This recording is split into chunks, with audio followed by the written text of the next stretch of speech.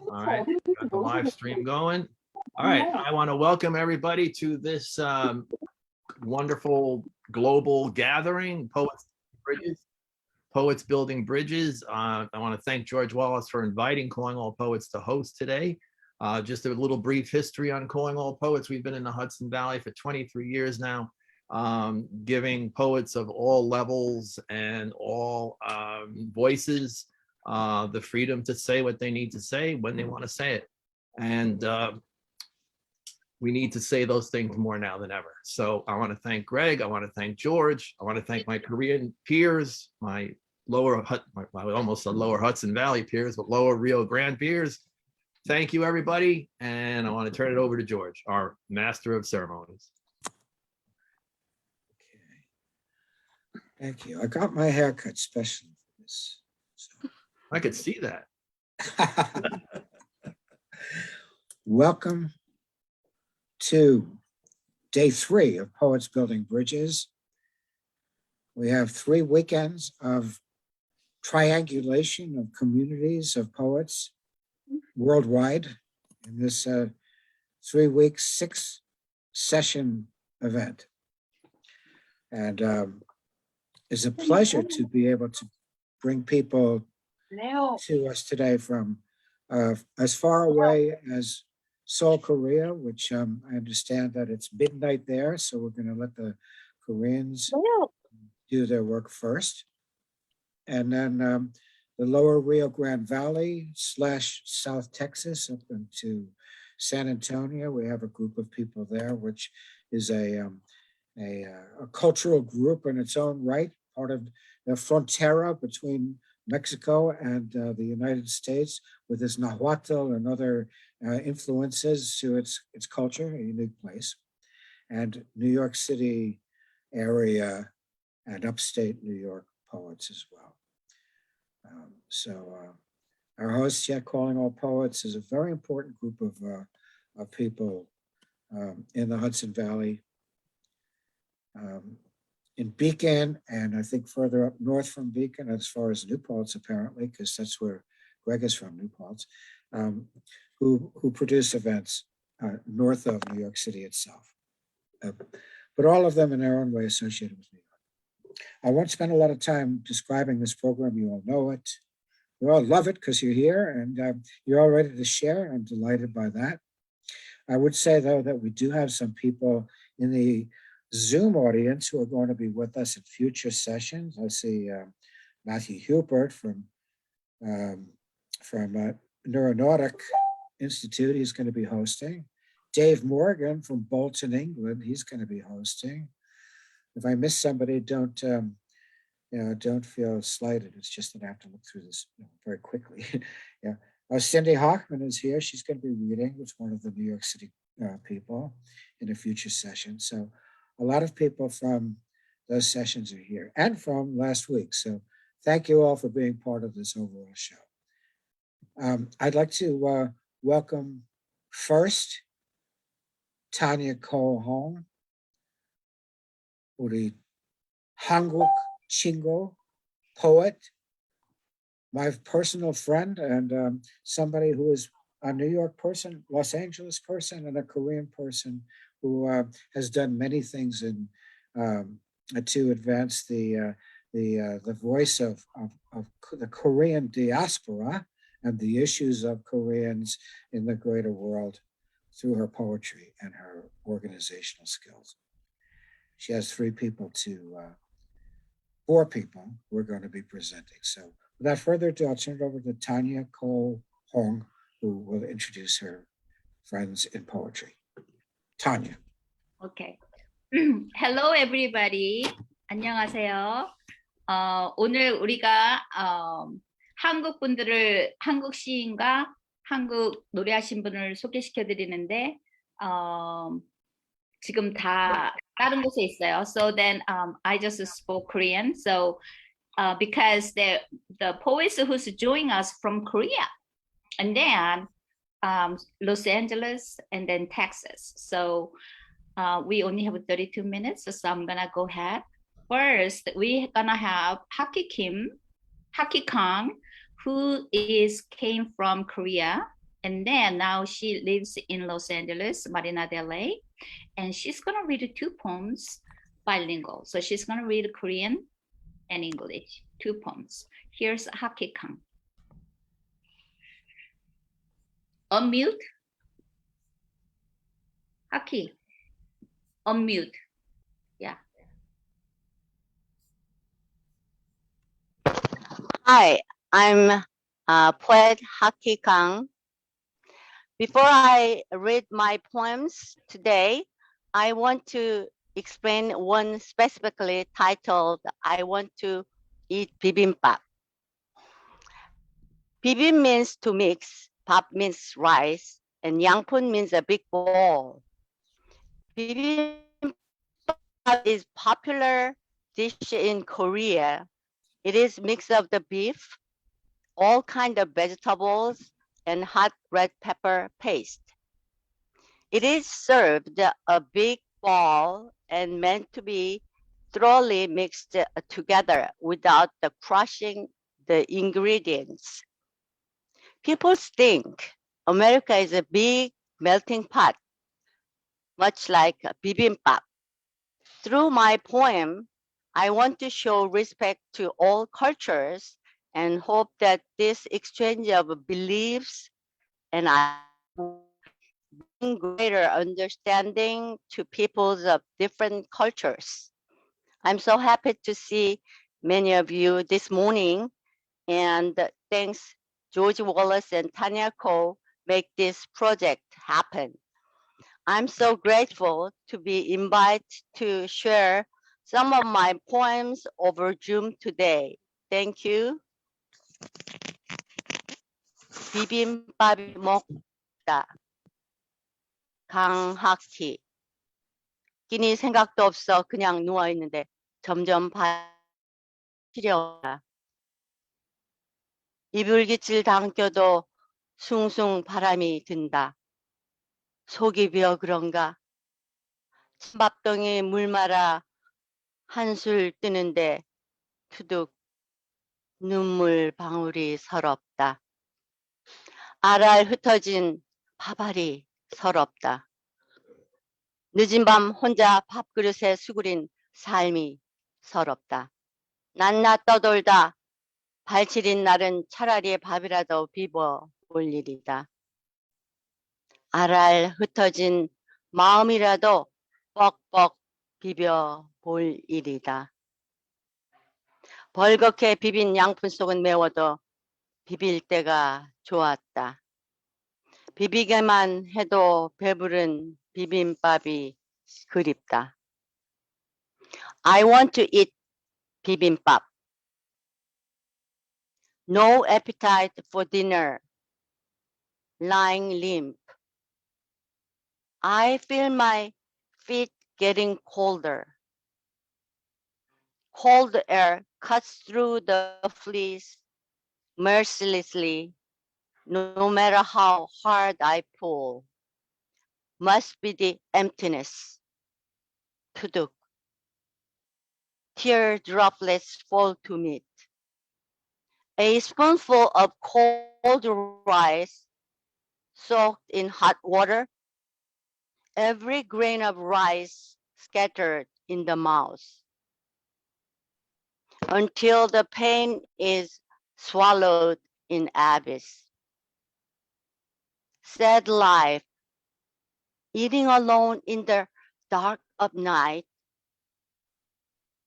On a cold night like this, we might as well make bibimbap, rubbing our lonely hearts with every grain of rice. The bibimbap in yangpun made for a full heart, even with a fire in the mouth. Where have those nights gone? Making bibimbap together. The night we were together. 함께라는 말은 강학희. 함께라는 말은 서로 길을 내주는 일이다. 나는 너의, 너는 나의 오고 가고 오는 길을 내주는 일이다. 함께라는 말은 길을 만들어 가는 일이다. 같은 생각, 같은 소망, 오고 가고 오는 길을 만들어 가는 일이다. 무리지어 오고 가고 오는 저 새들도 지금 허공에 함께 가는 길을 내고 있는 것이다. Together means we make a way.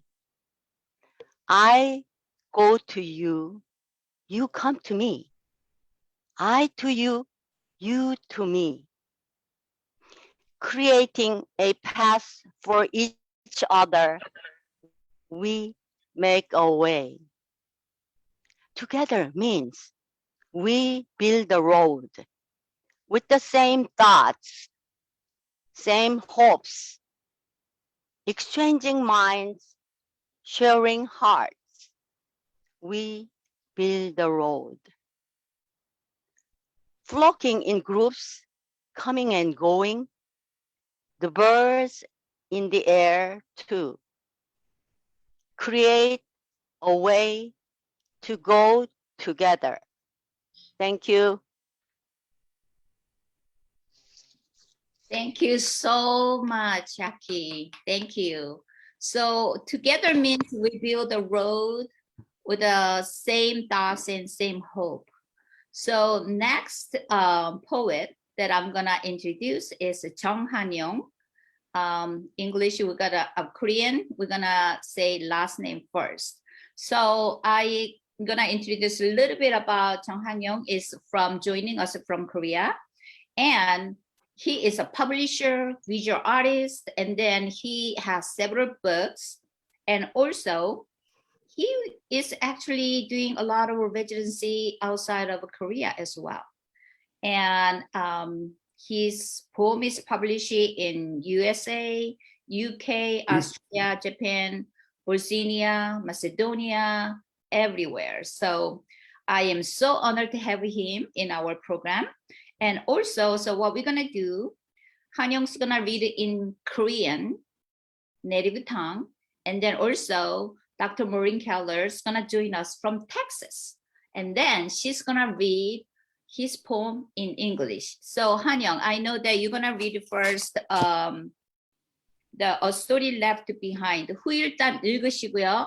그 다음에 끝나면 손을 이렇게 들으세요. 그러면 Maureen's gonna read it. So Maureen, Hanyong's gonna read the first poem, A Story Behind, and then after that he's gonna raise a hand, and then you're gonna go in English, and then you finish, and then you raise the hand, and then Hanyong's gonna read the second poem. How that works? Yeah. Okay. Good. All right. So here's Hanyong. Thank you. Yeah.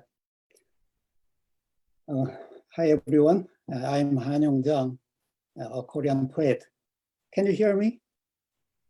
Yeah. Thank you. First of all, thank you, George, for inviting me. And thank you, Tanya, for connecting me to this event. And thank you especially, Maureen. Today, I will read 2 poems in Korean, original Korean version.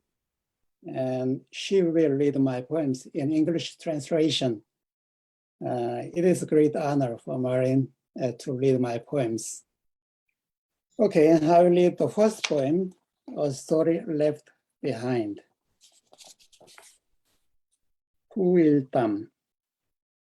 아프리카 어떤 부족은 사람이 죽어도 그 영혼은 살아있다고 믿는다. 그를 기억하는 사람 머릿속에 함께 살아가다. 그들이 모두 죽으면 그때서야 진짜로 죽는다고 한다. Very upset. What? Yeah. 지금 내 몸속에는 누가 살고 있나? 그렇구나. 할아버지, 할머니, 어머니는 아직 살아계신 것이다.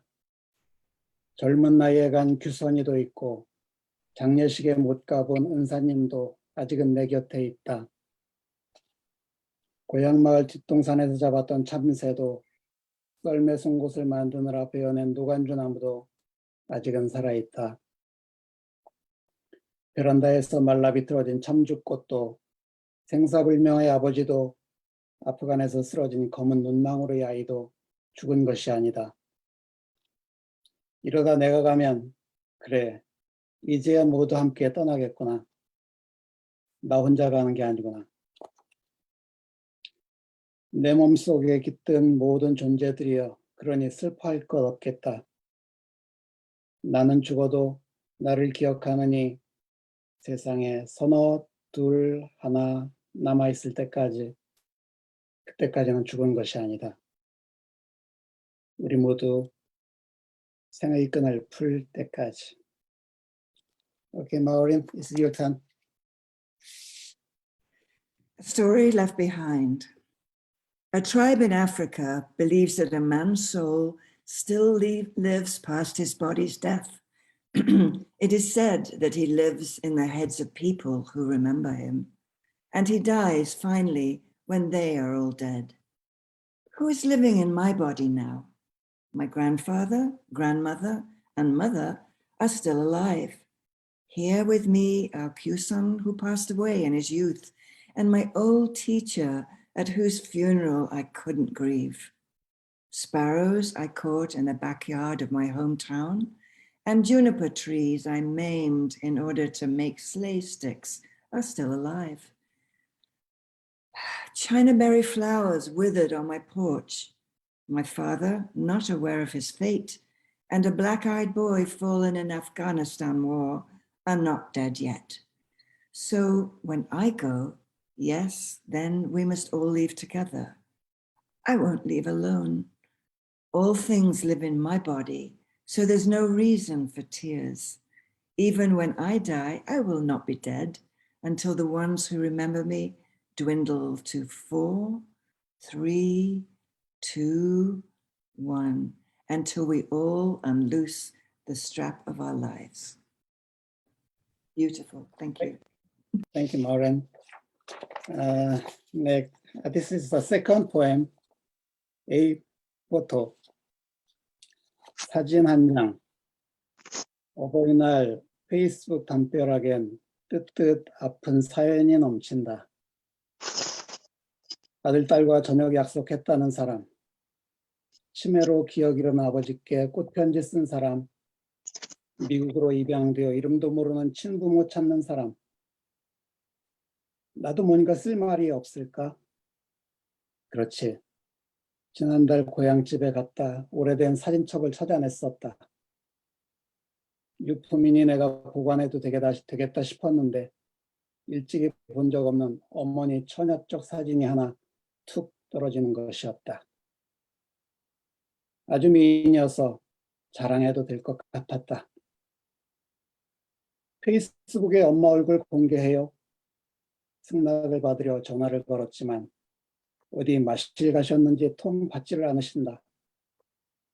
교환원의 안내에 의하면 지금은 연결이 어렵네요. 세월 조금 더 지나 만나게 되거든. 그때 직접 여쭤보는 게 어떻겠어요? 그때까지 기다리기 어려우니 대신 좀 여쭈어 달라 했다. 1000개의 해가 지고 10,000개의 달이 떴는데요. 엄마 계신 곳에도 봄 오면 꽃 피고 가을 되면 바람 일어요. 거기 페이스북 안 되면 카카오톡은 되나요? 여기 아프게 그리워하는 사람 하나 있는 건 아세요? Okay, Maureen, please. Sorry. A photo. On Mother's Day, Facebook fills up with lovely and painful stories. A woman looks forward to a dinner with her son and daughter. A man writes a flowery letter to his mother who suffers from amnesia. Still another travels from America to Korea to find his birth parents, whose names he does not know. Now, what can I write? I went back to my hometown last month and found an old photo album. There was a picture of my mother in her youth. The sunlight rolled and crashed along the cracked lines of chemical gloss, like a dawn lakehead from a time I can't remember. I will keep this photo close. I didn't know how beautiful she was. Now I will have something to brag about. I say to myself, I'll share her photo on Facebook. Calling her for permission, she does not answer. Could she be out somewhere? The operator offers guidance. It's hard to connect right now, so you'd better ask her later when you are face to face. I reply, sorry, but I can't wait until then. Can you please ask her for me? 1,000 suns and 10,000 moons have passed. Do flowers bloom in spring and do winds blow in autumn in the place you're living now? If Facebook doesn't work there, how about WhatsApp? Do you know that a boy here misses you sorely? Thank you so much, Maureen. Wow, speechless. So the do flower bloom in spring and do winds blow in autumn. And that is so. 엄마가 계신 곳에도 봄이 오면 꽃 피고 가을이 되면 바람이 일어요. I don't know how you felt like, but I think even Hanyong's read in Korean, that you had a sense of the emotion, the connection. And then when you have English translation, you will understand. So next guest that we have connecting, even though we don't know the language, we will connect with the sound and then song and then connect with the heart. And perfectly, Veronica Hwang, Korean name Ok Hwang, is gonna sing Korean pansori. So that Korean traditional song is called Season, Sacholga. It's related to this song. So, and also we're gonna clap for her because she's wearing a whole Korean dress for seeing this place. So here is Hanyong, and gonna sing Korean song Sacholga. It means it's a fourth season. Thank you for having me to show a Korean traditional song, which is called Four Seasons. This song relates to our span of life. As you grow old, going through spring, summer, fall, and winter. I feel a great honor to be with you and hope you to enjoy it.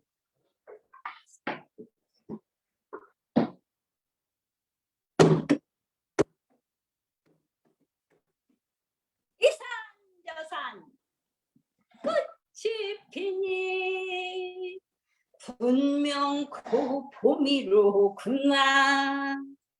봄은 찾아왔건만은 세상사 쓸쓸하더라. 나도 어제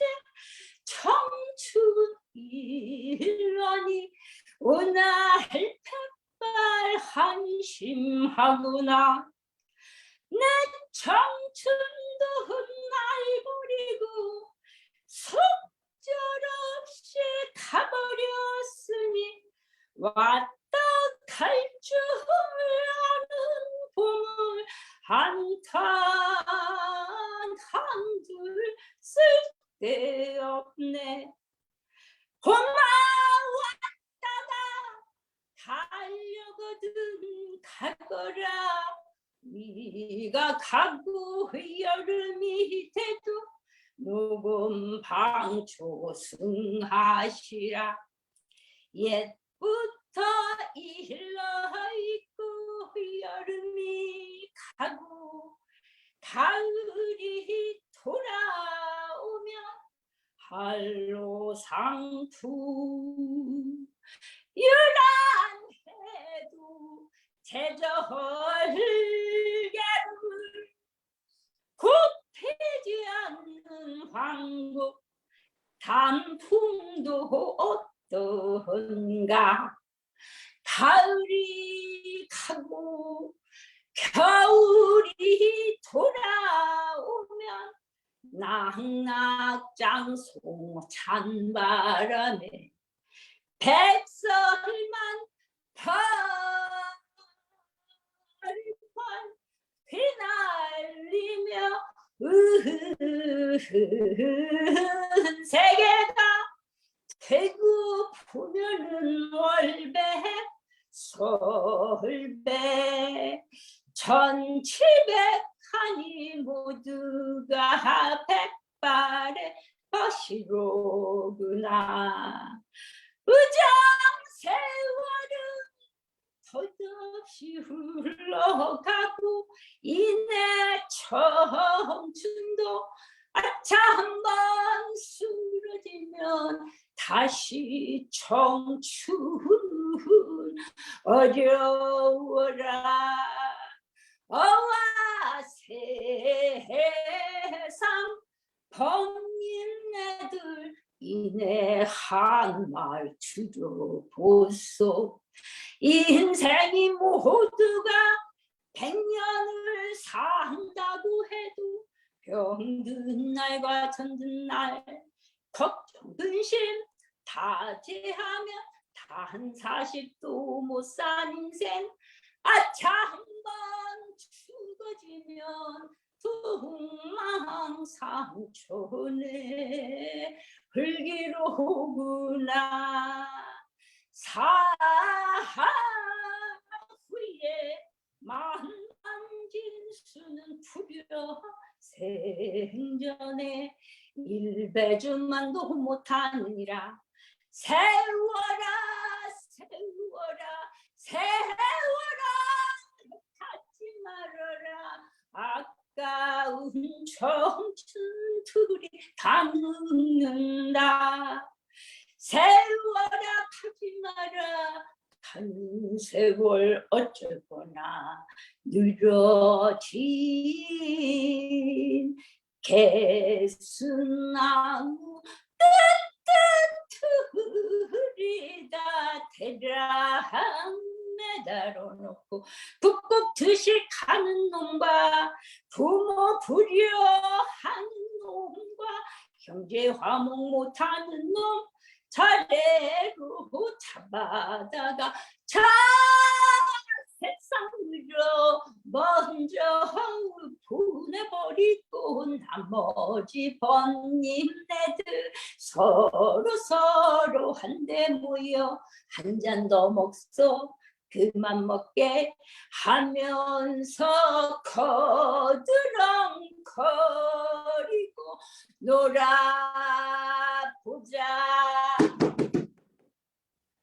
Thank you. Thank you. That was so beautiful. Oh my goodness. George, do you have any comment for this? This is just like amazing. That was an epic.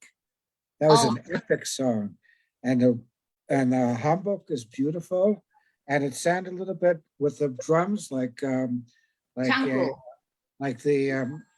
farmers dances, farmers dancing.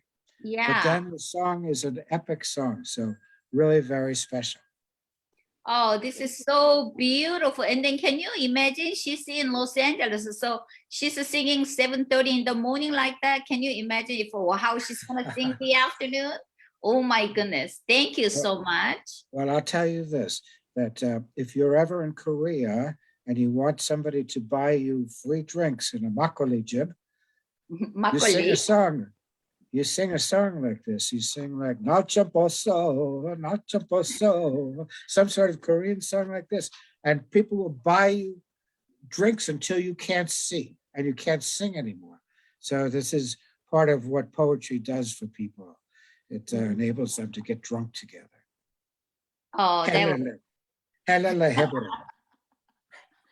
Oh, that was so awesome, because George knows on countryside of life in Korea.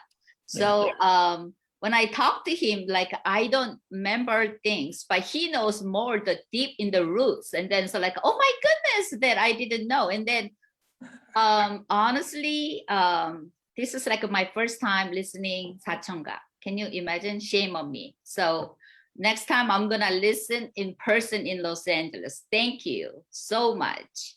Okay, so our last guest is gonna be Professor Duk-Kyu Park, Park Duk-Kyu 교수님 that you know, George, and then everybody knows he's professor in Dankook University teaching in Korean literature.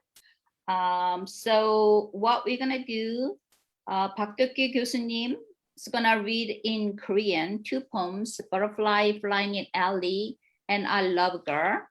And also another poet and essayist, Taeyong Kim Taeyong. She's the poet. And then, but she is a performer, the poetry reader.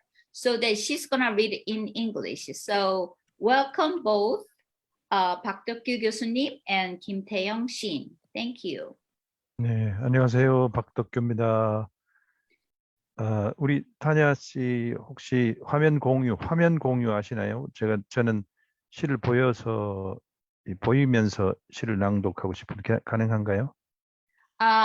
제가 호스트가 아니라서 안 되는데요. 죄송합니다. 안 돼요. 그러면 제가 먼저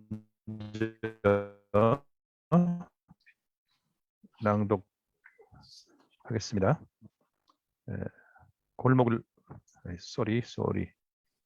골목을 나는 나비.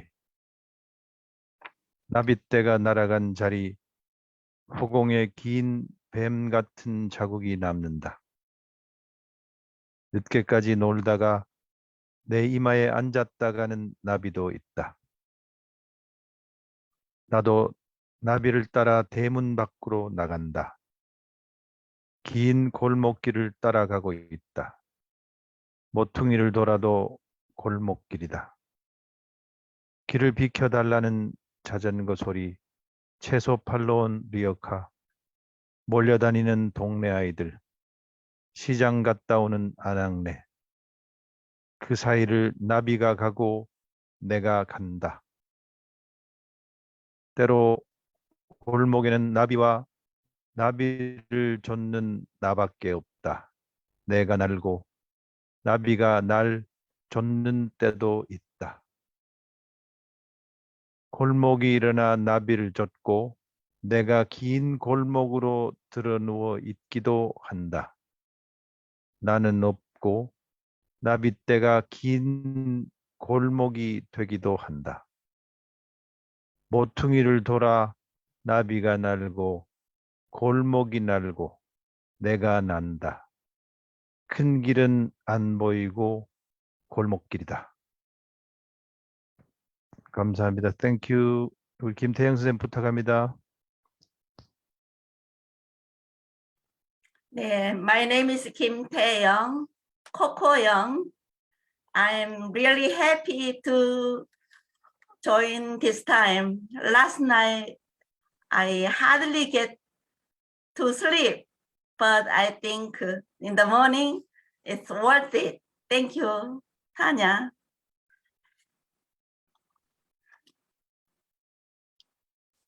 Butterfly flying in an alley. By Park Duk-Kyu. Once a flock of butterflies has gone flying past, there remains a snake-like trace in the air. There are also butterflies which, after playing till late, go flying up after landing briefly on my brow. Following the butterflies, I go out through the gate. I follow the long alleyway.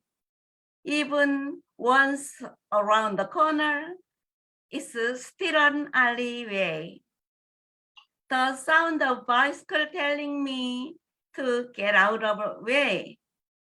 A handcart selling vegetables. Neighborhood children roaming in groups. Woman returning from market. The butterfly passes among them, and I to walk on. Sometimes there is nobody in the alley except the butterfly, and I pursue it. There are also moments when I am flying, and the butterfly is pursuing me. Sometimes the alley stands up and pursues the butterfly, while I lie stretched out as a long alley, and while I am not there, the flock of butterflies turns into a long alley. Once around the corner, the butterfly flies. The alley flies. I fly. No sign of a main street. It's an alleyway.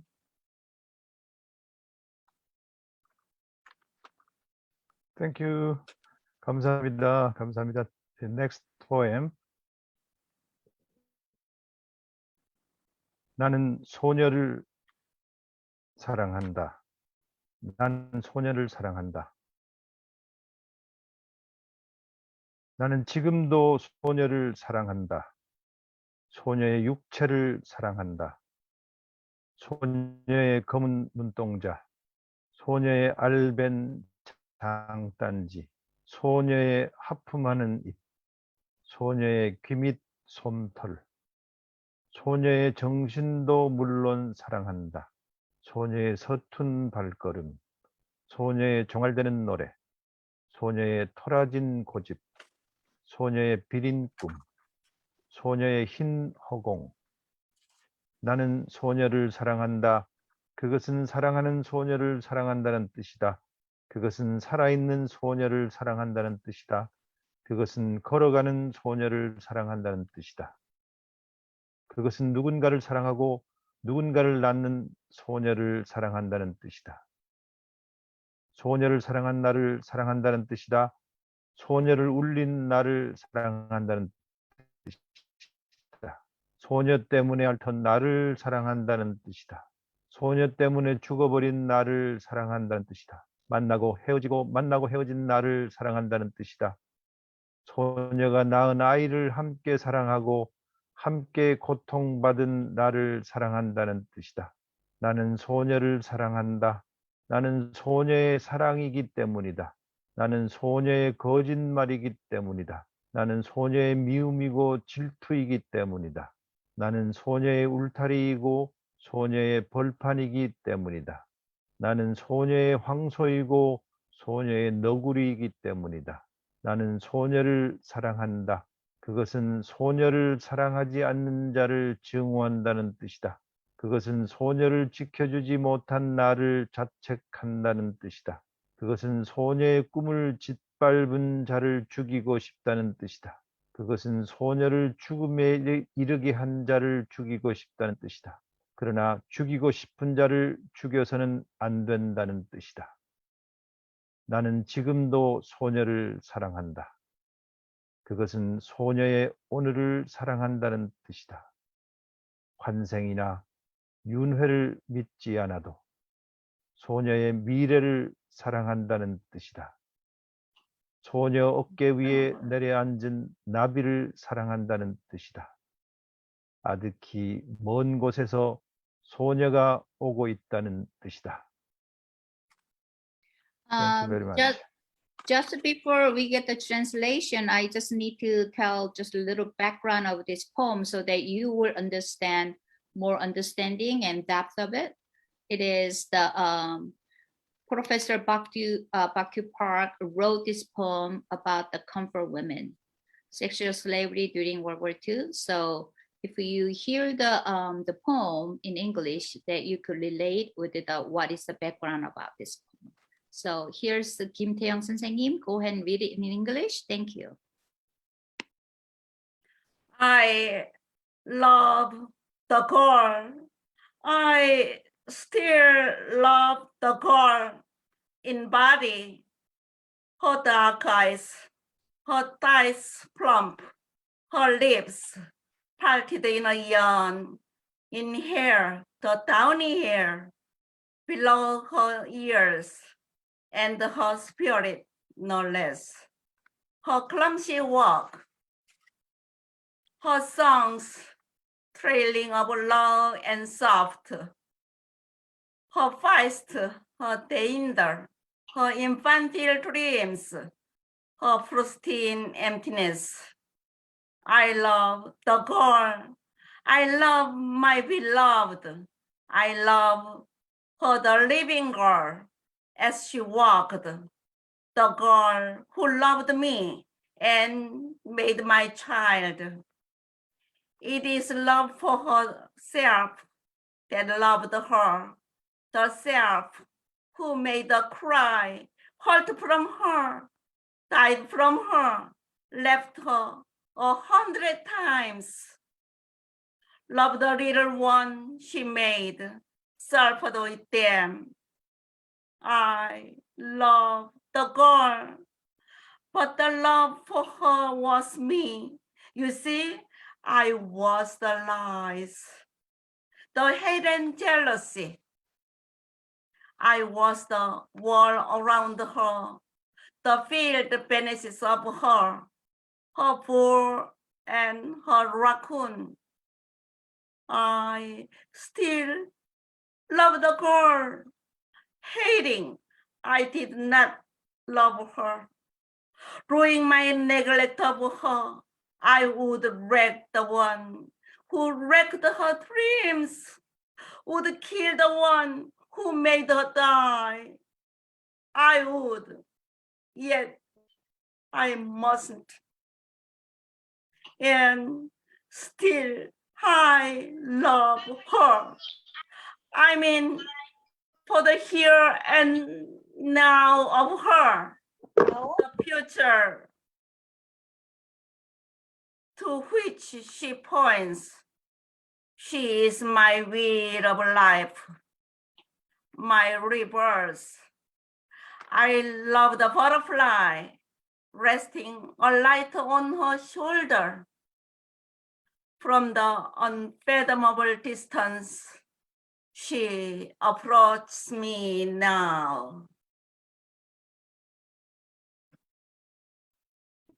Thank you so much. And then thank you for joining from Texas, Seoul, Korea, Los Angeles, and New York.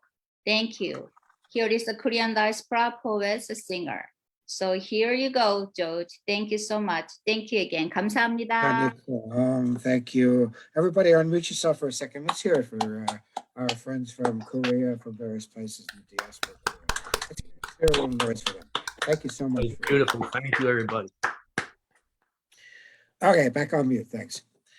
I will say, just want to give a 30-second shout out to two people who are here who were instrumental in my developing the idea for this triangulation project. One of them is William Seaton, though he may not remember this. Back in the 90s, before there even was an internet, I struggled mightily to develop an exchange with poets in upstate New York, not even, maybe a 2-hour drive from here. And it took us weeks or months to develop a connection so that I could bring up a couple of poets from Long Island and do a thing with them. We did our thing. We left the church where they were doing the performance. And that was basically it. It was very, very difficult to maintain and extend, an exchange like that. Fast forward to 2020-21, when Dave Morgan from Bolton, England, was putting together, who I knew because of our association with the World Women Birthplace and the Friends of Whitman in Bolton, England. He was putting together a kind of a triangulation with people in Chennai, India, Tamil Nadu, India, invited me into it. And so that is something which is developed in many ways because of the possibility of the internet. So these two guys I want to shout out to because they helped me to formulate the ideas for this triangulation project. So that's all I want to say about that. I will turn very quickly over to our next group of people. We're led by Octavio Quintanilla. Octavio I met in San Antonio. He was a poet laureate in San Antonio.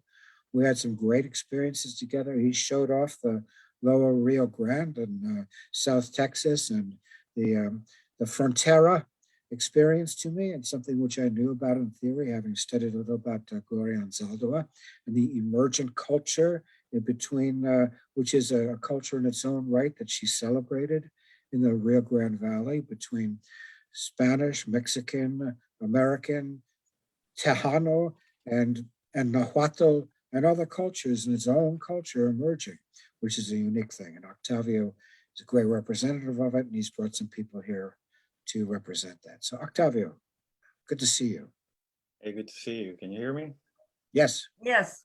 All right, perfect. Well, thank you, George, for having us, inviting us. Four of us representing the Rio Grande Valley. If you're not familiar with it, if you're familiar where San Antonio is, just drive south 4 hours and you'll get to the Rio Grande Valley. The borderlands where I grew up. I live in San Antonio now, but I'm from the Rio Grande Valley. So today we have Edward Vidaurre, who's a poet from the Valley. And we have Ire'ne Silva, who hails from the Valley, but now lives in Austin. And we have Ray Perez, who is from the Rio Grande Valley, and he'll be hopefully delighting us with music. And I'll be reading some poems too. But first off, so we can try and stay on time, we're gonna have a poet, Edward Vidaurre. And let me just tell you a few things about him. He's an award-winning poet and publisher of Flower Song Press. He's a 2022 Texas Institute of Letters inductee, and he is the author of Cry, Howl. It's a collection of poetry, and it is his 8th collection of poetry. So I invite you to check out his work. All you have to do is go to Flower Song Press books, and I'm sure you'll find it. So with that said, here's Edward Vidaurre reading poems.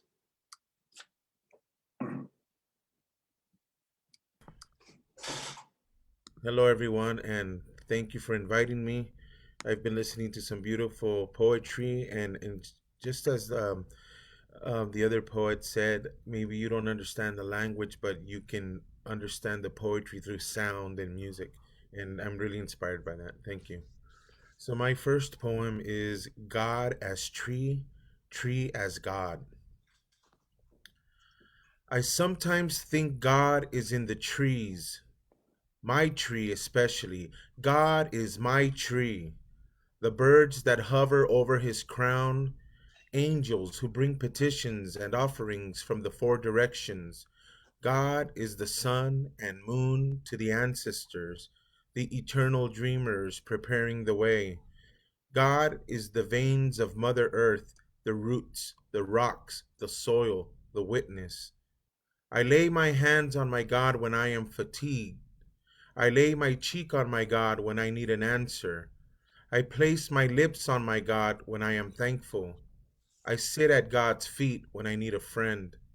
I place my hands on my God when I'm losing faith. I sometimes think my God is in the trees, my tree, the trees I drive past, the trees on TV burning by the thousands, the ones falling alone in the forest, the new ones being planted, uprooted. My God is in the trees, breathing slowly, not complaining, breathing harder, transforming, breathing, liberating themselves from sin, breathing, unifying nature, breathing for the resurrection. My God, my life, tree. My next poem is the title poem of my book, Cry Howl. Cry howl, in your morning fog, yawning at daybreak, I feel your suck and moan in letters. Steal me an avocado from the grocery store, or ask father, he gives them away for free. Cry when she cries, when she cries, cry. Howl as you die, howl. Cry for my city, running on warning and low wattage and low wages and melting asphalt. Howl in your pastel queer dreams and flip-flops from the top of the stairs and heroin blasted toes.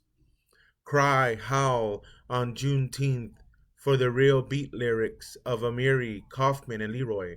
Cry, howl the disappearance of privilege and the ugly squads, the sinking of ships carrying conservative literature. Cry when she cries, when she cries, cry. Howl as you die, howl. Cry for Lawrence and Jim Morrison and Robert and Bob and Roque and Francisco, for the new strain, for the math in pandemia. To our dead, for you we cry, for you we howl, for you we drink, for you we eat, for you we kill, for you we harvest, for you we work, for you we develop. Howl, here come the UFOs, here come the blamed, here come the white teeth. Nothing has changed. The avocado seed sprout to root. Howl like the quarantine dogs, the shuffling winds from the east, like the wailing orchestra of orphans, like a city underwater, moonless. Cry for the absence of music, for the spilt milk, for the herniated disc along the border, for its water. Cry when she cries, when she cries, cry.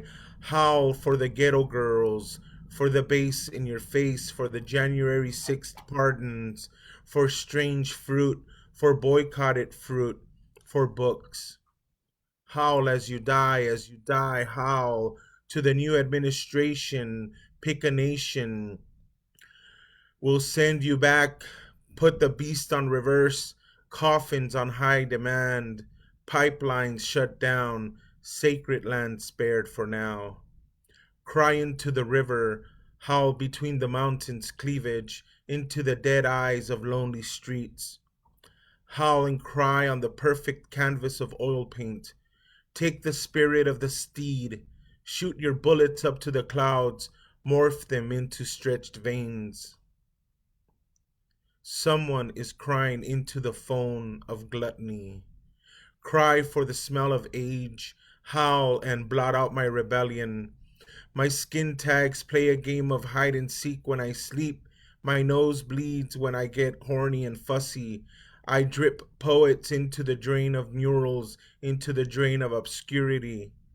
Cry, howl, I still love the way your voice spreads like cream when the hummingbird sucks on spoiled nectar, and how the earth is crashing down into a Merlot hue while Whitey sits on the moon, and I don't know why we mistook our tears for water. Howl as we climb the tree that thrives on loneliness. Cry when we get to the top and find a rope. Cry when you don't make it. Howl where all the dead lie. Make a revolution with fire and blood, especially if the dead are children. Thank you.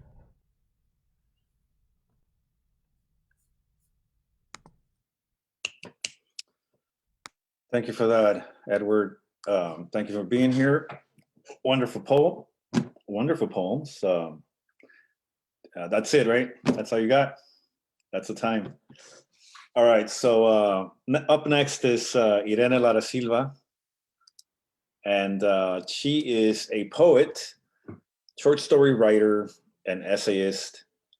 And her latest publications are the poetry collection First Poems, published by Flower Song Press, and a short story chapbook titled Hibiscus Tacos, published by A La Brava Press, who it's a wonderful story. Ire'ne, looking forward to hearing your work. Welcome.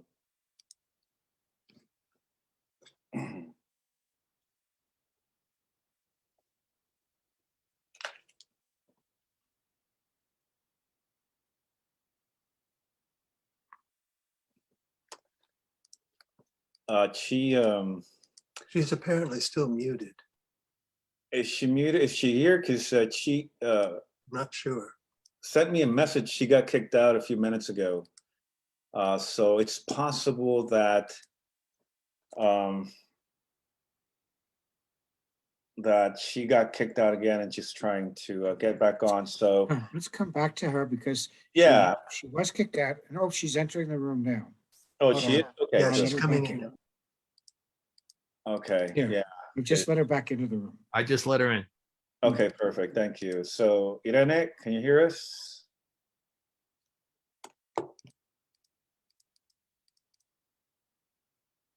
Ire'ne, can you hear us?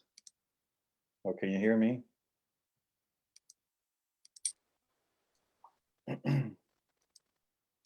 I just admitted her yet again. I think she's having handshake problems with Zoom.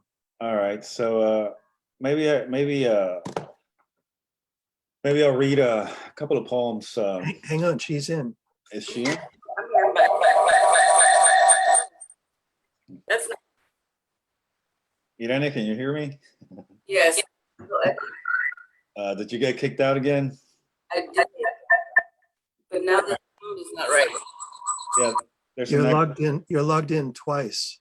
You're logged in twice, so Picking up your own voice. Is it bad? yeah, it's really bad. It's like you know. So close one of them, or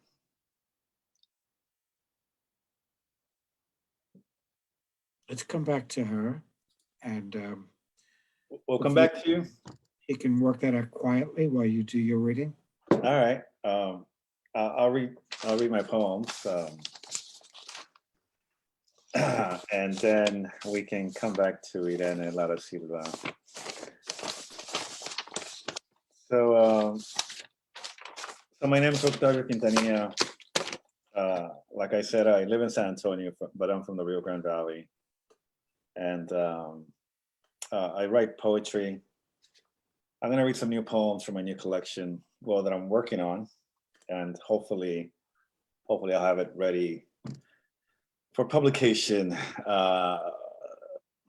in the next couple of months. And I'll start off with the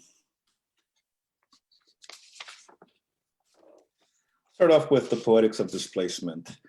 And it's like a poem, but it's also an essay. It's a hybrid. So the Poetics of Displacement, a micro essay. To address displacement, I must first address my own. This is what poetry does. It allows you to write about others by writing about yourself. Because in the end, displacement is about loss. It's about what is left behind as you make your way across a border into a new country. And if displacement is about loss, then it is also about how we spend our lives remembering. It's about memory. Displacement threatens memory with the distance it is made of. And poetry is a means to remember that distance is often made of suffering. Poetry allows us to collect our personal and historical memory. It doesn't laugh at us. It doesn't try to put on a mask and entertain. It is something more. It is transformation. When you make a poem, you fold language into a thing that can be read with your fingers or with your eyes. A thing you can hear, a thing you can feel and that makes you feel. We might think the margin of the page is a border, but it's not. And if it is, it can be crossed. Crossed like the many political borders are crossed by the many immigrants who try to make new poems out of their lives every day. As someone who carries the trauma of displacement, I must rely on language to help me remember. What is the Spanish word for water? What is the Spanish word for longing? What is the Spanish word for failure? My relationship with language is made of failure, made of absences I can't name, but I try. And for this trying, I must rely on my body to remember. I must allow it to speak to me in the way a living thing that has a mouth made of shadows must speak. And what I hear is that it doesn't want to tell you a story that you can follow with your senses. It wants to tell you a story with disruption, ellipsis, parataxis, silence.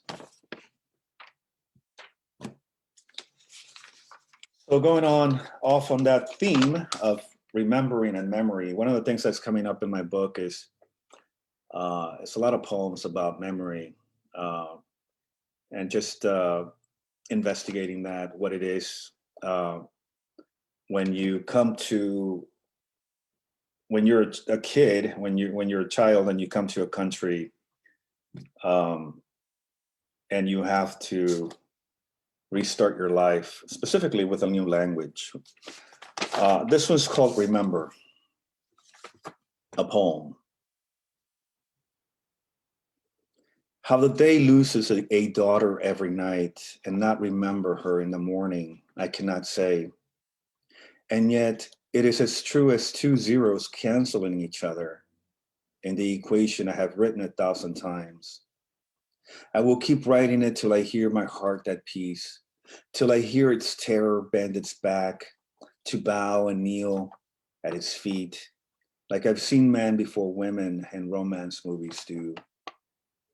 Here, I must stop and ask for your forgiveness, for I must travel throughout this world without knowing what it means to train west, sail east, fly north, or bus south. I'm losing the metals of my native land, and I ask myself, what land is my native land? Never will my children know how my tongue itches to speak to the dead, speak to those who took the accents of the past I knew and got them filed in the dark regions of their new country. Never will they return to usher me along the forgotten trails of memory. Never will they say, that day you fell from the skinny branch of a tree and your father lifted you like a wounded bird and carried you to bed. Never will they say, you were an obedient boy. You owned a red bicycle, a hand-me-down, and you were happy sometimes. You were sad too when you had no will to invent your own happiness. Even here, words don't say much about who I think I was before I became. I will forget everything, I'm afraid, even how I got here and how I brought you to this point of my story, knowing full well that soon you'll remember nothing. I think I have time for one more. And this is another new poem from the book. And I think all the poems in some way have to do with the borderlands and displacement, emotional, geographical, familial. This is Fig of Unfolding. Tonight, I expect the moon to be a bright, happy yawn in the sky. So bright, I'll forget all I know about sorrow, how it feels like sandpaper against skin, how it looks like the old woman my mother has become. I was still a boy when I watched my father plant a fig tree in the backyard, me not knowing much about the fruit it promised, but enough knowing about the river running through my father's quiet as he dug a hole to make his offering. Ever since, I've been running in the opposite direction of hope, try to logic my way out of God's existence and find myself tunneling through time till I get close enough to see an exit, and then time begins again, but this time without the people I have loved. A day will come when my body will no longer open like a suitcase to take myself on a journey where I'll dream of never being found. All this to say, the fig tree is no longer when my father blessed its seed. The backyard, no longer ours. I think that's my time. So thank you all. And we go back to Ire'ne Silva, who's a poet, essayist, fiction writer. She has a new collection of poems called First Poems, and a chapbook of a short story published by La Brava Press. Welcome, Ire'ne. All right, I hope this works. Do you hear my voice just Not in working. time? Yes. Okay, That's perfect, right. because I had to say goodbye to one of me. All right. So I'm going to read two poems. The first one was actually inspired a few years ago. I was living on a second floor apartment, and a burglar tried to get in by climbing in through the patio on a second floor apartment and then trying to get in. And it made me very, very angry. And then I realized that I was angry about more than just the burglar. So that's this poem. After the third time, the would-be burglar climbed into my second floor patio and tried the doors. It is night. It is dark here. I am in the shadows where I cannot be seen from the ground, long-bladed machete in hand. I am waiting for those hands, those fingers, to grasp at the railing as he hoists his weight up and over, then quick, I will collect my due of blood and scream. I am waiting, and as I wait, it comes to me that I am weary of tears, that we are all weary of tears, that my ancestors and my descendants are weeping, and I can hear them weeping, and I can taste their tears. And this is what we have done, and what we have done, and what we have done until we are sick with grieving. What has been taken, what is being taken, and what will be taken.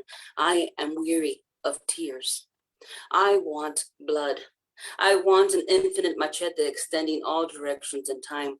No one will touch my children or my ancestors with violence. Their blood will never be spilled, will never have been spilled, will not be spilling. No dying now or then or to come. No violence, no injury, no hurt, no woman, no child, no man, no person forced against their will, no patch of earth or water or sky violated or polluted. Never violated in the time to come or the time that has passed. My infinite machete, swung by my infinite strength, I will make a 1,000-layered necklace of severed hands to rest on my infinite chest. Let the fingers and limbs pile up in my wake. I am weary of tears. I am weary of grieving. They will not touch what is not theirs. They will not touch what is not theirs. The earth is screaming and singing through me. Through me unleashed, I will collect my due of blood and scream. They will not touch what is not theirs. I will take their hands, their fingers, their heart, for wanting, for having wanted, for what is not theirs, not theirs, not theirs, not theirs. These bodies, these histories, these dreams, these families, these lands, these skies, these nations, these people, these freedoms, they are not theirs to take. And then from first poem, I'm going to read y'all a very old poem. This actually, I'm going to dedicate to my mother. She died 21 years ago, but if she had lived, she would, her 81st birthday would be next week. So this is a poem from my mother. And it was inspired by a quote from Virginia Woolf. This is the quote. Women have sat indoors all these millions of years, so that by this time, the very walls are permeated by their creative force, which has indeed so overcharged the capacity of bricks and mortar that it must needs harness itself to pens and brushes and business and politics.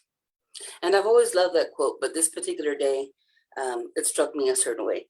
And so I wrote this poem. I come from women illiterate and rough-skinned, all their creativity bent to the tasks of survival. Enslaved women, conquered women, who watched the world they knew die, mute and screaming, silent and weeping women, whose lives were worn short. Abandoned women, violated women, Fractured women who nightly mended themselves with threads of faith and resistance and endurance. Women who toiled in fields, picked cotton, shelled corn, milked cows and goats, collected eggs, hunted and skinned, and disemboweled the meat served at the table. Women who nurtured babies in their wombs, embraced them, buried them. Women who made walls with their own hands, who sewed and washed and cared for the sick. Women who took in laundry, cleaned houses, cared for the children of others. Women who prayed on their knees, prayed on their feet, prayed working, living, dying. I come from women who never sat indoors. My mother was a silent mother. She died with 1,000 songs unsung, 1,000 canvases still blank, 1,000 stories unwritten. My mother died, the chemotherapy and radiation fueling a fire that burned from the inside, ravaging her skin. As she was losing her vision, she told me that when she closed her eyes, it felt as if she was flying over greening valleys, the blue peaks of mountains in the distance, incandescent forests alive with color. No one knew my mother was an artist. She would draw me pictures when I was little. I remember a woman's profile with short curls and a heart-shaped necklace, a flock of seagulls, ocean waves on a cloudy day, birthday cakes on birthday cards she could only sign her name to. Later, she learned to write happy birthday, carving one letter at a time, battling an illiterate lifetime. My mother was an artist. She made blankets to keep us warm. She made tortillas and meals that nurtured a family of 10. She was a gardener who made the hard earth blossom. My mother was a mystic. She dreamt God without a face. She dreamt the pure energy of the universe. She learned to meditate without knowing the word. She was a healer who had learned to listen to her hands, her intuition.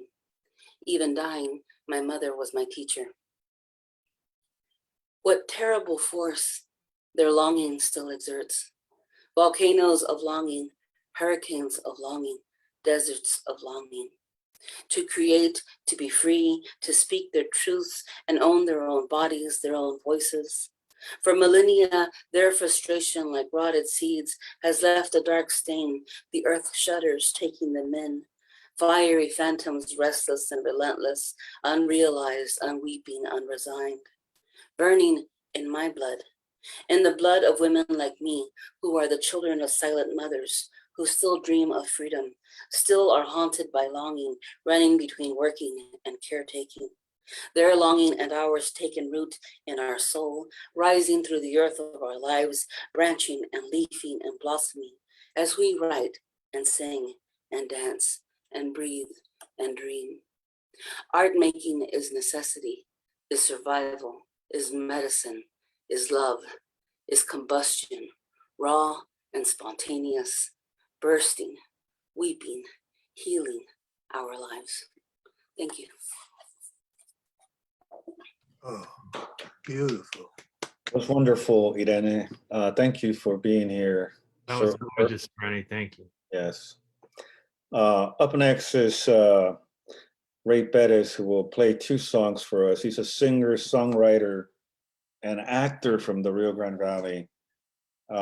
Ray Perez, welcome. Thank you. Thank you guys so much for having me. Thank you, George. Thank you, our brothers and sisters from Korea, Los Angeles, Texas, New York City. This is a great project, and it's a privilege and an honor to be a part of it. This first song I'm going to play was inspired by a trip to the play park that my daughter and I took. So we got to the play park, and as soon as we got there, she ran out and just started playing with the other kids. No hesitation. It was just like they had known each other forever. And I saw another parent, like I sat down on the bench and I saw another parent, and I tried to make eye contact, but that person was avoiding eye contact. And I looked around and all the parents were kind of just trying to avoid each other. And that was the inspiration for this song. It's called The Play Park. If we got along like children in the play park, world wouldn't be the same. If something wasn't fair, everyone would care, and they change the rules of this game. If we got along like children in the play park, everything would be okay.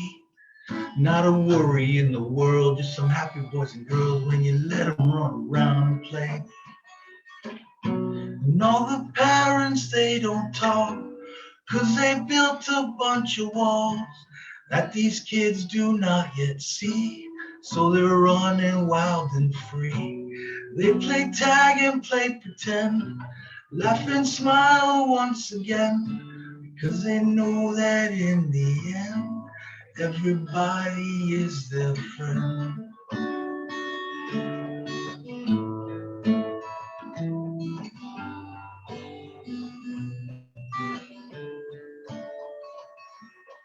If we got along like children in the play park, world wouldn't be the same. If something wasn't fair, everyone would care, and they change the rules of this game. If we got along like children in the play park, everything would be okay. Not a worry in the world, just some happy boys and girls when you let them run around and play. And all the parents, they don't talk, 'cause they built a bunch of walls that these kids do not yet see. So they're running wild and free. They play tag and play pretend, laugh and smile once again, because they know that in the end, everybody is their friend. Thank you. Appreciate you, I appreciate it. Again, I am like those before me, the three before me. Thank you guys. It was a pleasure to be on with you all. From the Rio Grande Valley, which is, like Octavio described, the place between two worlds. We have a double existence almost, between two cultures and two languages and two lives almost, it seems. But it's a great privilege to be able to share our experience with you all through this kind of a medium. So thank you again, George and crew, for making this possible for us. We're often from the Rio Grande Valley ignored or forgotten by many, and so it's just a great feeling to be able to be included and heard. And this is my last song for today. It's called Delusions of Grandeur Part 2. I was once just a boy with a wild imagination and a box full of toys. Now I'm all grown up, but I think it's all the same.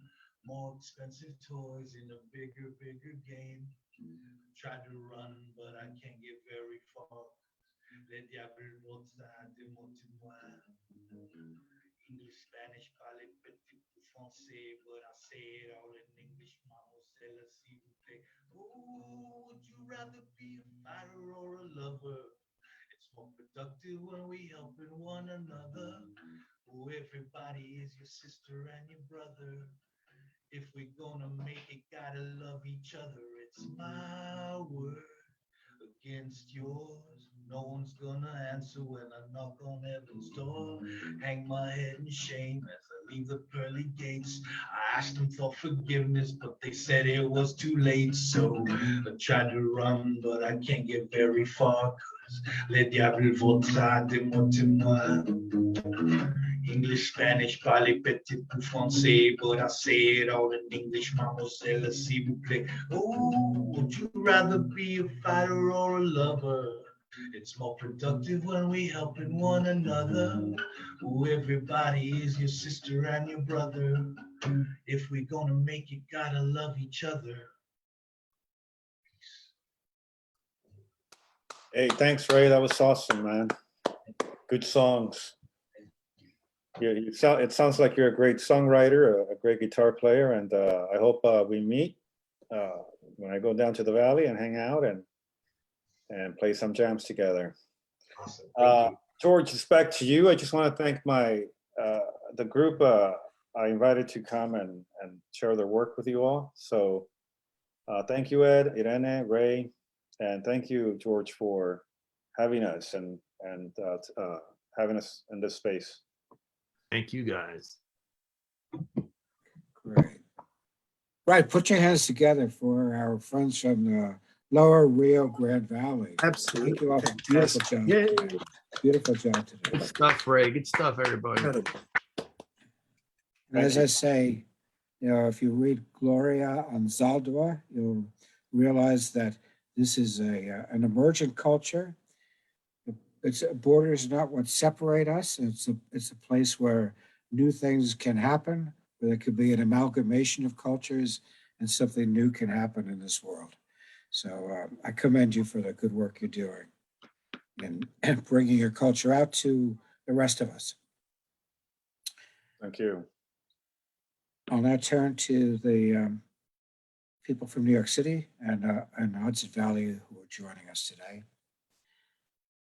The timing's been excellent. We'll bring this in just under 2 hours with no problem.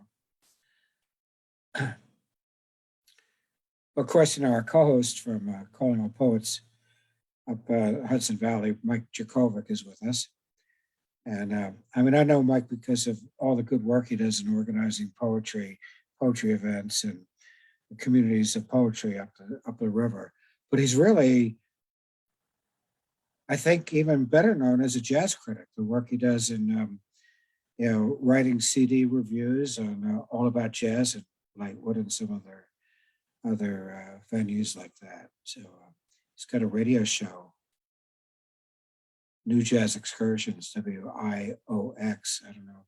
That's up in Roxbury. I don't know if you can stream that online, but he'll tell you about that.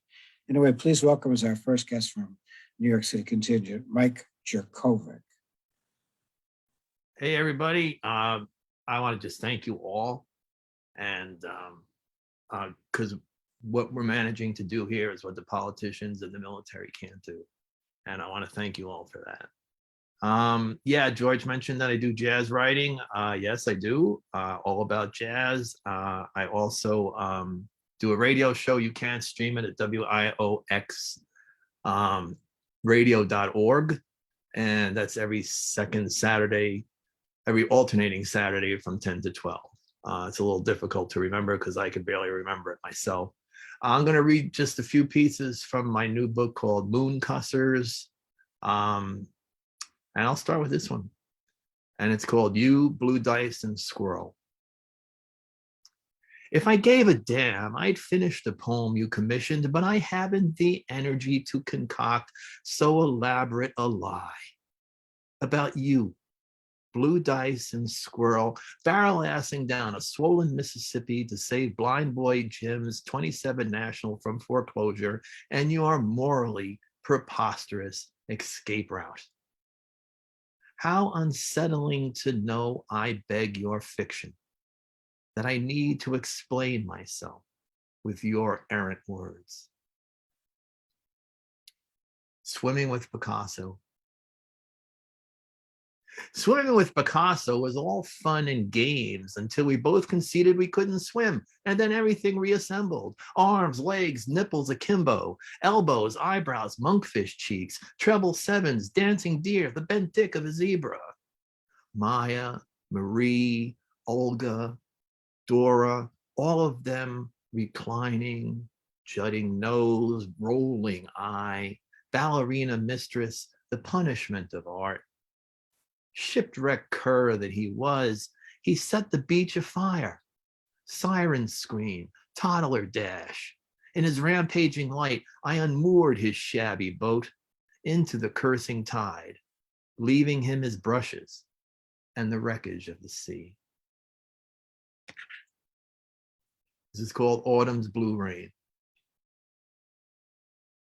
Right before they shipped me off to ports I inhabit still, Mary from sophomore year, who died this year of cancer, of course, told me as if divining autumn's blue rain drop by sad wet drop, the sinner resides in the holy. She always said so much with so little, artist that she was. And as I was swept into battle both here and abroad, I carried her words with me beyond the yearbook effect, the goodbyes and so longs, the well-meaning friends, those who wanted me, those who wished me well, and my family too. Then came the massacre at Hue, and well, here I am now. Two doubles down, awash in clouds of logic, wondering why some make it and some don't, and how many bodies make up that bridge. How many Marys have to die to satisfy our penchant for regret as autumn's blue rain chills graves, ancient, barren, and freshly dug. Two more, and it's called Fork Misplaced. In the shanty hut of memory, I put down my things, prepare tea, a bowl of grain, arrange my space into the same order, kitchen, bedroom, bathroom, den, a small room for secrets, my desk skewing east, my bed aligned, my shoes missing, fork misplaced. And I'm going to finish with Gracie. But before I do, I just, George mentioned Bill Seaton, who's here on the Zoom with us. And he mentioned Caps. And Bill really was one of the original instigators of all this poetry here in the Hudson Valley. And, through all of us talking to him, we all learned about one another. And in some bizarro way, we're all here today. So I want to thank Bill and Pat for that. And I want to thank George for that. I want to thank Greg also. I want to turn my phone off. And this is called Gracie. There's a grammatical error up ahead that will change everything. How and why, I don't know off the top of my head. Each mad essay must cast doubt on the one before, or at least lend a hand to its aberrant cause, which makes for unsure seasons, rising seas, and a lack of wonder. And I know you all have better places to be, like Dunkin' Donuts or debtor's jail. So I'll try to get to what I was getting at before I get to where I'm going, which was to talk about Gracie Allen, who knew that today's postage stamp was yesterday's head of state, that a country of checks and balances relies on those checks, and that you never place a comma where God has put a period. Thank you, everybody. Great. Thank you so much, Mike. That's fabulous. That's great. Thank you. Cindy Hockman, who's a professional at punctuation. She just wrote, "You made me hungry for Dunkin' Donuts," but she is your ultimate person. She could be reading one of the ultimate, one of the next shows. Ultimate person to go to check where you put your commas. So thank you for that.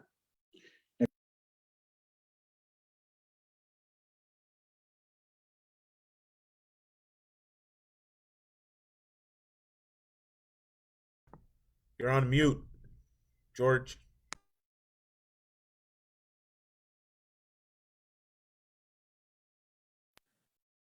And that makes a difference, I suppose. Thanks. Kofi Forson, thank you for being with us today. Kofi is very familiar to people downtown scene in New York City, but he's displaced from Ghana to New York City. I did not know that until he sent me his bio. He's endured personal experiences of post-colonialization through education of history, dominance, and subservience in art circles, gender and sexual politics, much of which is chronicled on his blog, Black Cocteau. He's a good friend to us in poetry in New York City. Please welcome Kofi Forson. Wow. Thank you, George. Thank you so much for inviting me, and it's a pleasure to be here. It's a rainy day here in New York, but there's so much joy and sunshine coming into my heart listening to all these poets, these international poets. Thank you so much. I'd like to start off with a long piece and then end with a shorter piece. This is called "We Waxed Berlin to Blunt." Guerrilla action, painting tattoos on homeboy at an uptown joint. Right by the corner, homeless dried up like you wouldn't believe. Branches for hair, pounding dirt upon dirt, meshed into concrete. Push carts stacked with wino junk. The lot of them wisecracking, jabbing at the mouth about God knows what. But this is not your boy from Vermont pulling tricks thrown into the woods. This is not your 16-year-old girl pregnant, bedded down by a boyfriend. Here the wounded lasso virgins with minds of hate. Street hustlers, ragamuffin, diabetic black buffoons bloated, shysters lounging on crates getting stoned on someone else's hash. Bombs go off in their minds. Hiroshima, mon amour, for some they served in Vietnam, sitting in wheelchairs, dragging their legs. Hispanicus gather in prayer. Oh, mourn another one for succumbing to a bullet. A doorstep in the Bronx, candles lit, well placed, white and blue. Apocalypse now. Papagatos in the drive-by somewhere in Cali, 1985. The stick-up kids never died. Gentrification made them mama's boys. We found other ways to have fun. Walking silhouettes, sleeping shadows without homes. On some days it rains, turns them into wet Rottweilers forming at the mouth. Bugs, barbarians of these streets. Above ground is the underground. They have a common language unto their very own. Who takes turns on the woman among them? Is she Lady Bluebell to the world or kept hidden, lost among memories of mothers and fathers, a sisterhood of hookers and panhandlers, pack of wolves hungering, death before wealth?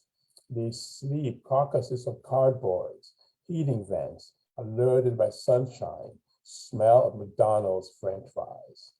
Whose religion is this? This is your New York kamikaze, hobos from men's shelters, suiciding at wee hours of the morning, breaking bread with cigarette, penny for your thoughts, while an art surgeon, needleman draws blood. We waxed Berlin to blunt. There's no name for poverty, except the seeds in your pocket. Pennies lead to dollars. How low can you go? You heckle them inside the jails or beat blood into them for being poor, gifted, and black. God lock up his sons, put them in detention for the hurt they perpetrate. How could a boy be man, hold up in a tank, getting squeezed by another man twice his size, 2 years without the light of day? Like a child, you shake. When your parole officer come a calling, you shake. Yes, ma'am, I done take my medication. I've been to my physician. I done seen my psych. Like a white boy on daddy's lap, you stand in front of the female parole officer doing good. No tears in your eyes, your heart beating faster than the drama on the platform of the Uptown 6 train. Cause you know she's packing a gun. She's gonna weigh on you a ton. Them eyes are watching from the streets through to your lungs. Breathe the words of a warrior thief. Pick up on the fresh girls of Port Authority. Bring them into your world. Watch as they stress me. Listen as they talk honey into me. What is it that these girls see in me? What is it that makes us blood? I'm not your brother, but here we are fighting for our lives, like the night to sand. Your skin a darker shade than mine. We will learn in time where the sons of our forefathers have come, that they were doctors and lawyers, scientists and surgeons. We need not wait in line while we have our bodies checked for gold, that we have bought and sold. On the streets marching, swaying as the wind blows dirty weather, together and alone, separate and surrendering. We own our sadness, the violence of our tears.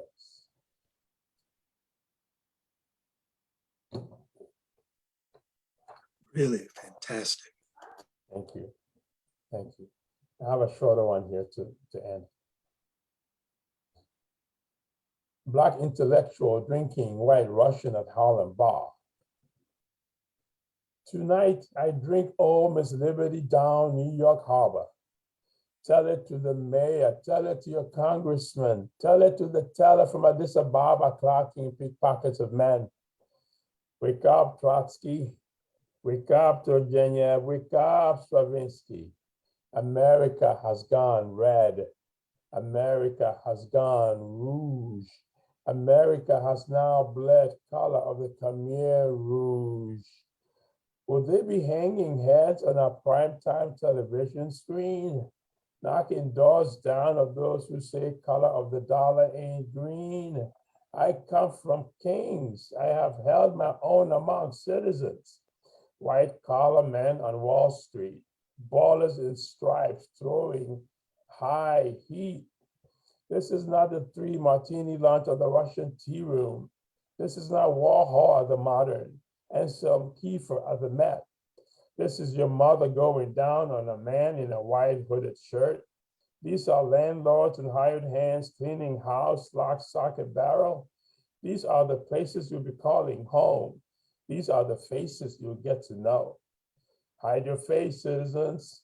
You'll be judged only by the color of your skin. Remember to leave the light on. There'll be marksmen at every street corner. Call up your hood negresses. Bring back the spirit of Cab Calloway. Let's all do the Heidi, Heidi ho. I came in here to see the fat man blow. Well, the fat lady did sing. It wasn't a cucaracha. Sounded more like a Ruby Tuesday. Thank you so, so much. Right. Kofi Forson, thanks so much. Our third poet from New York City area. I know him forever as Levi Asher. He's returned to his name, Marc Ellot Stein. And his sister, Sharon, has stayed for 2 hours to hear him read. Thank you for sticking with us, Sharon. Levi will forever be known as the person behind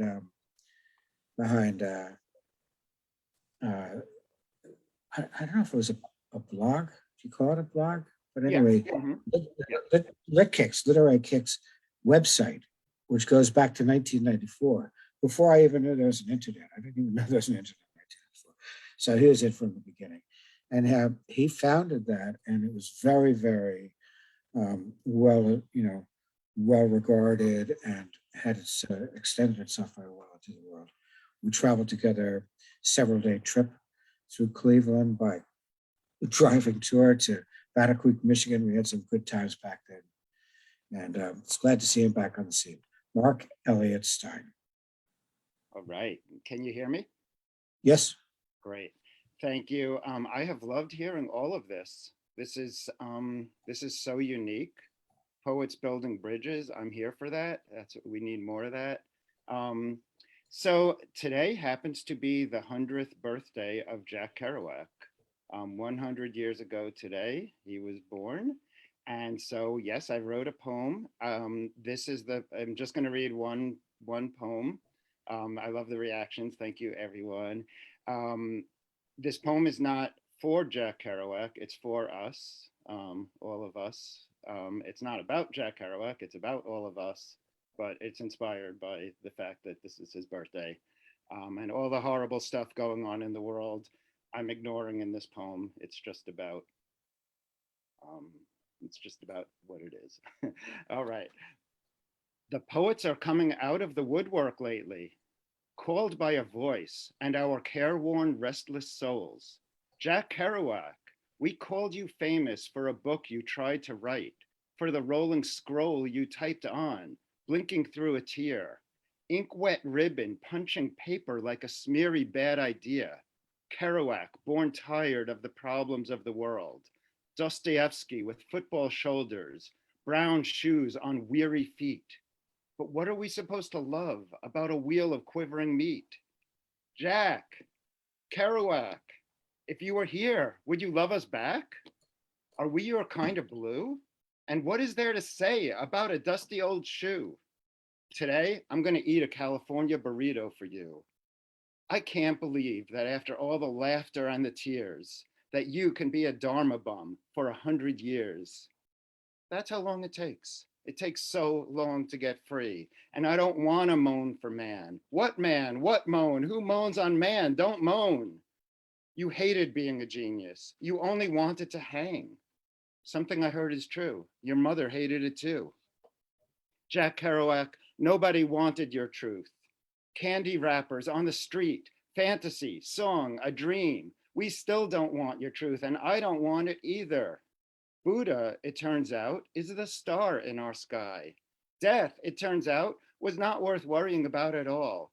So tired we all are of the world's ordeals and all the noise.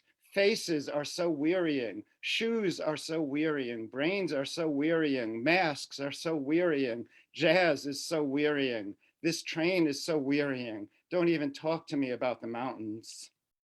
Kerouac, we're pretty hip out here, but I don't think we're hip enough for you. Are we your kind of blue? Who was born 100 years ago? Nobody I can think of. The book you didn't write, the soul you never found, the taste of the dirt in the ground, rucksack on your back, USA highways fused into pure asphalt black. Jack Kerouac, would you have loved us back? Thank you. Thank you, Marc Elliott Stein. Thank you, Jack Kerouac, for that matter. Super. And person that I've known for, seems like we grew up together in a sense. I've known him since I think he was the custodian. He was the person who lived at the Walt Whitman birthplace at one point in time, as a person in there to keep people from robbing it. So he'd be there, as a physical presence in the birthplace. But he's been through a lot of different permutations and come out stronger for it. Musician Alan Semerdjian. And he's been very helpful and instrumental in getting me involved with the Armenian American diaspora, so that we were able to have them here next week. So Alan is an Armenian American poet, musician, educator. He was born in Woodside, Queens. Most recently lived in Manhattan's East Village for a decade with his partner. Well, I think they're living in Gravesend, Brooklyn right now with their son. He is a force to be reckoned with in the music scene in New York City and beyond. He writes driving guitar-centric pop rock and is a good friend to poets everywhere. Alan Semerdjian. George, can you all hear me? Yes. All right. It does feel like a long time, George.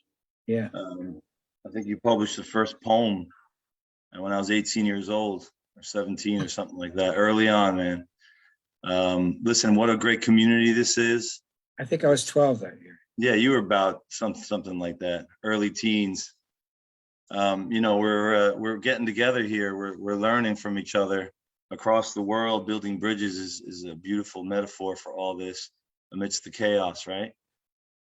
So I'm learning from you. Thank you for this. I'm going to play two songs, and one of them is an original, and another one is sort of a take on a New York, very specific kind of New York songwriter.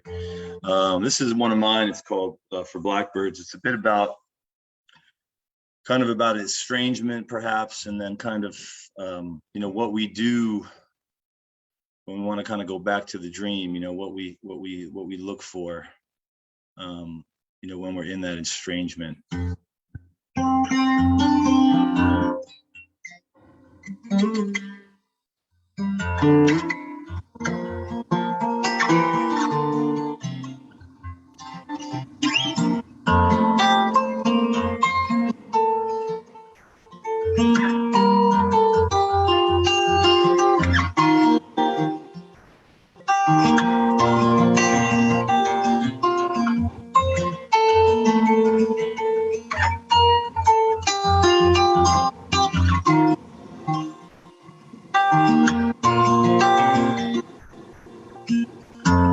Blackbird, don't fly so high, come down now, don't ask why, bring back your melodies and rhyme, slowed down my fast time.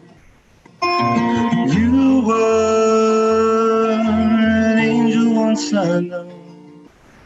My wings, I'll go.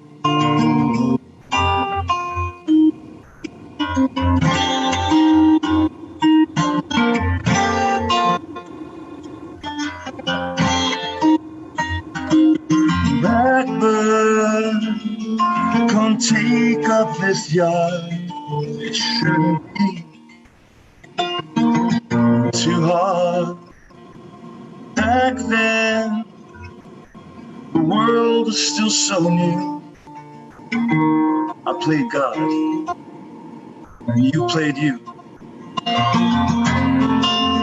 Leave me a feather once you go, or 1,000 to follow.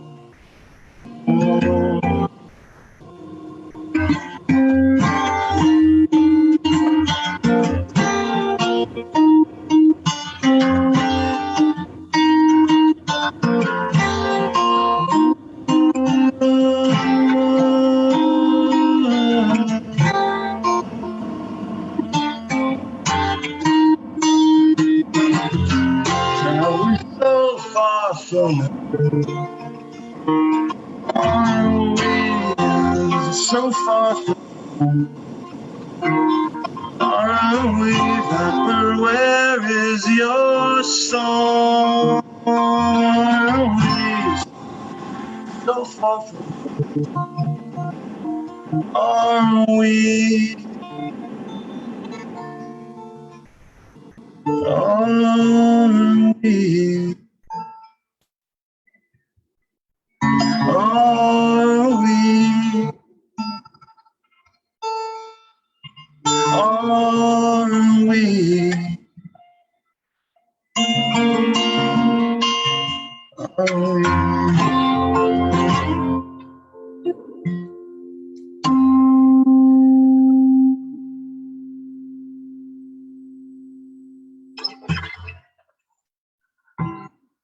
Thank you. Kind of a dreamy thing. I haven't been playing in a while. Oh, it's nice to be invited. So from the music end, I'm a writer as well. And since the pandemic, I've kind of been, looking at words again. And the guitar sort of went away like it did for so many. Well, it didn't really go away, but the shows went away, right? For a little while for many people. And that's pretty intense. I know a lot of my friends who only make their living from music, were really struggling. And anyway, I'm thinking of them. And hoping we're on the other side of this thing. I do want to say that in the middle of it, probably the only thing I played, and I played it a bunch of times for some reason, this song kind of really meant a lot to me, and this is the last song I'll play here. It's written by Talking Heads, which are really sort of, that's a New York thing, right? Yeah. And I just love Burns' work so much. If you can't, see the American Utopia, it's just a brilliant thing. Anyway, this is the Talking Heads song. Kind of, I just thought of it in the pandemic. I kind of reconstructed it as a kind of a waltz, even though it's not a waltz. So I'm thinking of it sort of, I don't know. Sometimes I feel like everything's kind of a waltz, but.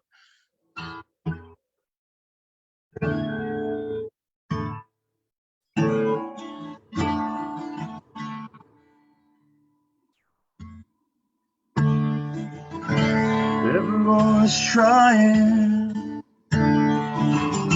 to get to the bar. The name of the bar is called Heaven. Band in heaven plays my favorite song. Play it one more time. Play it all night long. Heaven, heaven is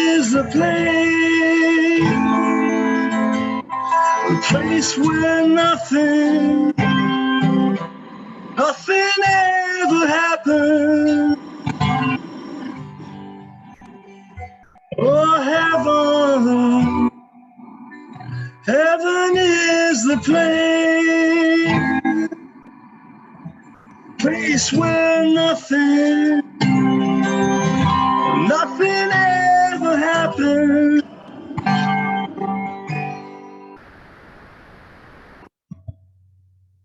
There's a party and everyone is there. Everyone will leave. Not exactly the same. Hard to imagine, but nothing at all could be so exciting. Could be so much fun. Heaven, heaven is the place. It's the place where nothing ever happened. Heaven, heaven is the place where nothing ever happened.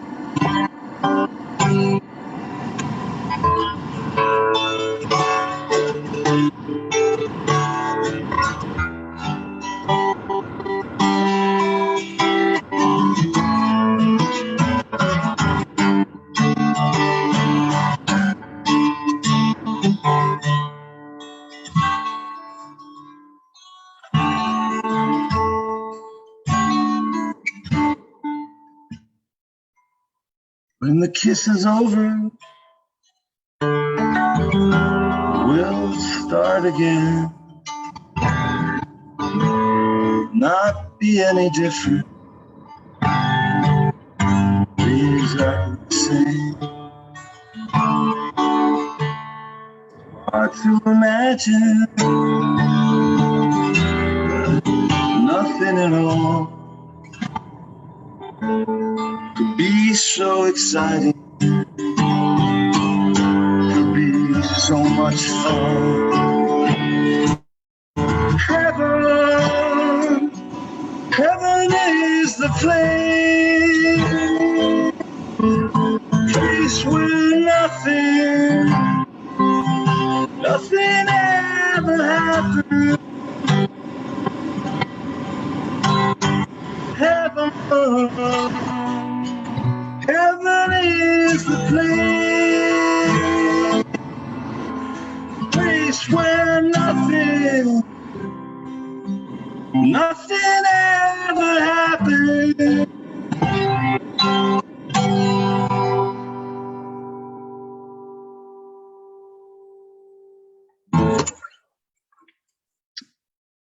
Alan, Thank you. Alan, thank you for working it around with that beautiful song. Nicely put together.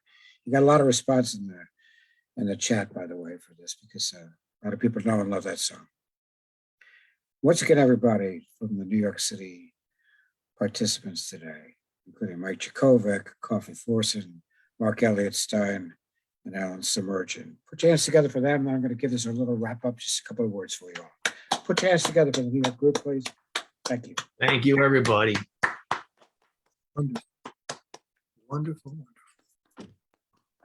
Now, if I may, I'm just going to conclude this by saying that, one of the benefits of what we're doing, one of the unique things about this triangulation project, it's not just the fact that we're gathering, or that even that we're gathering as blocks, so each of the blocks of people know each other to a certain extent, but that we're sharing in a way that's more than just kind of a random association. One of the beautiful things that can come out of this, as I mentioned at the beginning, when I mentioned William Seaton, how difficult it was for us to continue the relationship when it was by letter, by regular mail. We have the opportunity to extend these relationships. So, and I see a lot of that happening. So to the extent that you're reaching out to each other and saying, hey, I want to know more about your work and that kind of thing, that's a beautiful thing. So I encourage you to do that. We have a lot of people from weeks 1, March 5th and 6th that are here today. We have people from tomorrow and from the 19th and 20th that are with us here today, including all of the New York City participants that are going to be with us tomorrow, March 13th at 10 a.m. So, on behalf of our hosts, Calling All Poets, Mike Jurkovic in particular, the New York City contingent, the Rio Grande Valley people, that's Octavio, Edward, Ire'ne, and Ray, and of course the Korean group led by Tanya, Ok Hwang, which included Ok Hwang, Hanyong, Jeong, and Duk-Kyu, and Young Kwang as well as Veronica. I want to say thank you so much for participating, and this was a beautiful show. It lasted 2 hours, and over in Korea it's 2 o'clock in the morning, and over in England it's probably 7 o'clock, 8 o'clock at night, and here in New York we're just getting ready to be hungry for lunch. So great show. Thank you all for joining me, and join us again tomorrow if you can for day 4 of Poets Building Bridges. Thanks, George. Thanks again. Thank you. Thanks, everybody. Stay safe, everyone.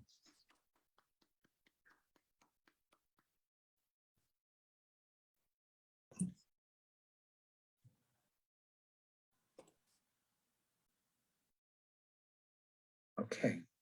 And the recording has stopped. We're still live on Facebook for a moment. I can take us down. Yeah. I'll make you host, Mike. Oh, yeah, you got to do that, right? No doubt you can take us down, Mike. Or We Greg know can that. take us down, right? Mike is going to take us down. Easy now, easy now. Let's not get crazy.